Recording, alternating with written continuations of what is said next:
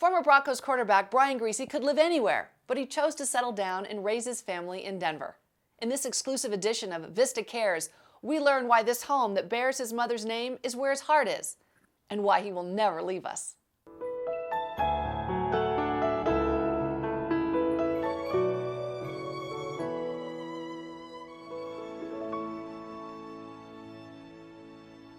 When I was doing my research on you, it really appeared that the defining moment of your life was when you were just 12 years old and you lost your mom to breast cancer. That was the defining moment in your life. Is that fair to say? There's no doubt. I mean, when you have somebody so close to you, my mother died when I was 12, and when that happens, it's really a life-changing experience. There's so many questions that you have in your mind. I started to question if I was going to die, or I was going to question who was going to take care of me. I questioned God. How could an all-loving God take somebody who was so good to so many people so early in their life? And those are big questions for a 12-year-old. And I struggled. I really did. And I would have really benefited from having somewhere I could go to meet other kids that were going through the same thing that I was, because I felt like the only 12-year-old boy in the world that had just lost his mom. So that's what Judi's House is all about. We wanted to create a place where kids in this community that were dealing with probably the hardest thing to date in their lives could come and feel comfortable and safe, expressing their thoughts and feelings and emotions with other kids that are going through the same thing that they are.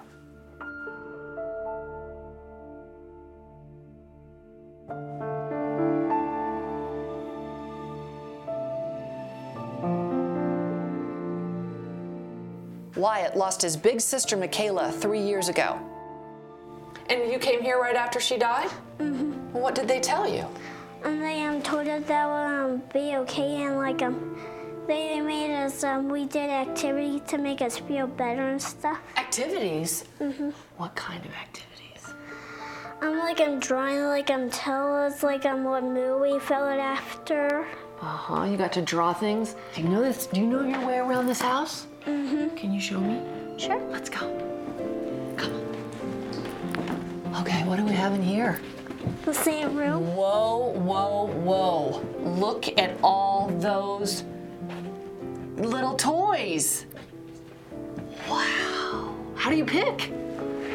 There's a lot of them. What's your fave? Okay. What happens if an alligator gets in the sand? Hurry for a jet. Whoa, I think he's gonna eat the whole jet. So this is where you come and have fun, mm-hmm. and you laugh. Mm-hmm. Listen, this is the battle. Pew, pew, pew, pew. This is the third floor. It is the best room in the house. This is the best room in the house? Mm-hmm. I looked at the sandbox too. Why is this the best room? Because it has a punching bag. Oh, this thing? Mm-hmm. You like punching, don't you? Wow.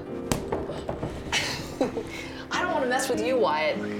All right, so then you can play foosball. Is that what this is? Mm-hmm. Mm-hmm. And a pool table is right here. Wow, and a piano? Mm-hmm.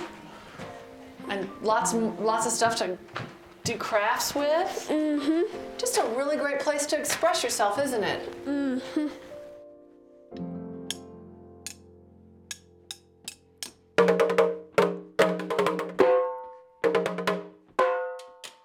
Awesome. You're great at that. Give me some skin. Woo!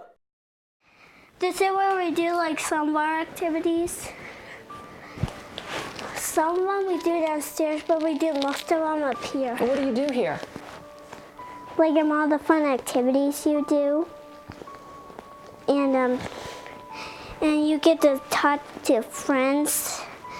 And you get to hang out with them and tell what's going on over the past 2 weeks.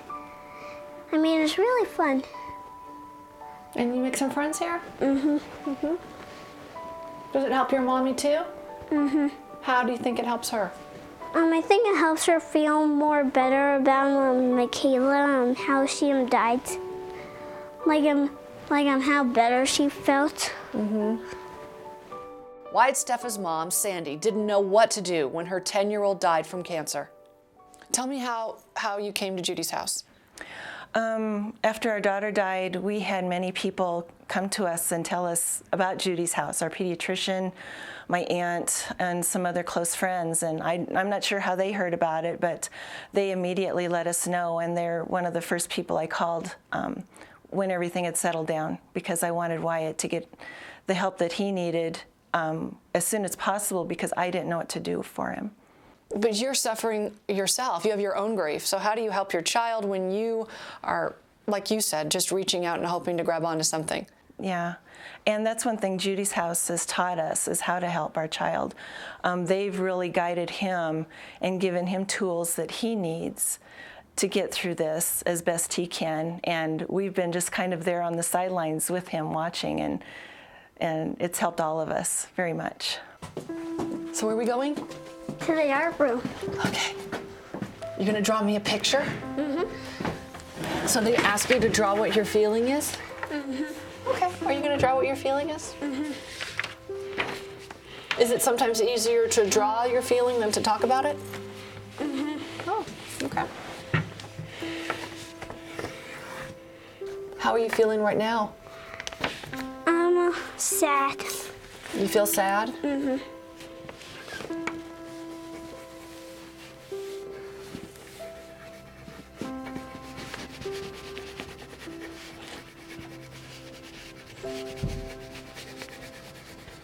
How come you're sad?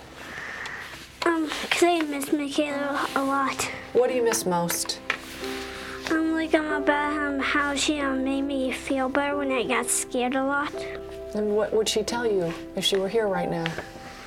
Then she told me that I'd be all right and she'd be there by my side always. Do you believe that everything's going to be okay? Mm-hmm. Me too.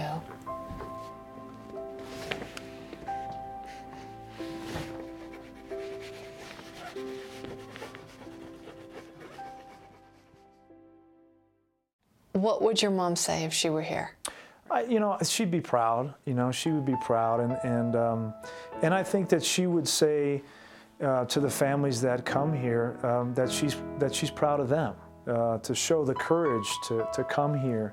A lot of these kids show tremendous amount of courage and respect for each other and their loss and their life together, and so I think that she'd be really proud of not just me, but of all the families that come here, of all the staff that work here, that put so much time and energy and effort into these kids' lives.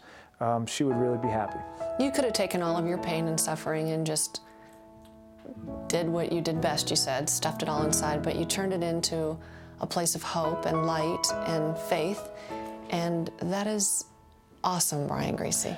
Well, honestly, Stephanie, the real reason that I'm so dedicated to this place is that there was a transformation in my grief process, and I found a way to memorialize the person in my life who I loved who died, and it just so happens that it's in a way that helps other kids.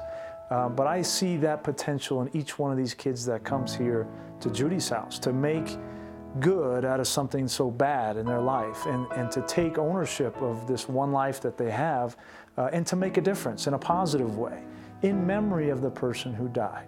But the only way to do that is to pass through that grief and touch it and feel it, understand it, experience it, and then move on from it in a way that's healthy. And so it's like that movie, You Pay It Forward.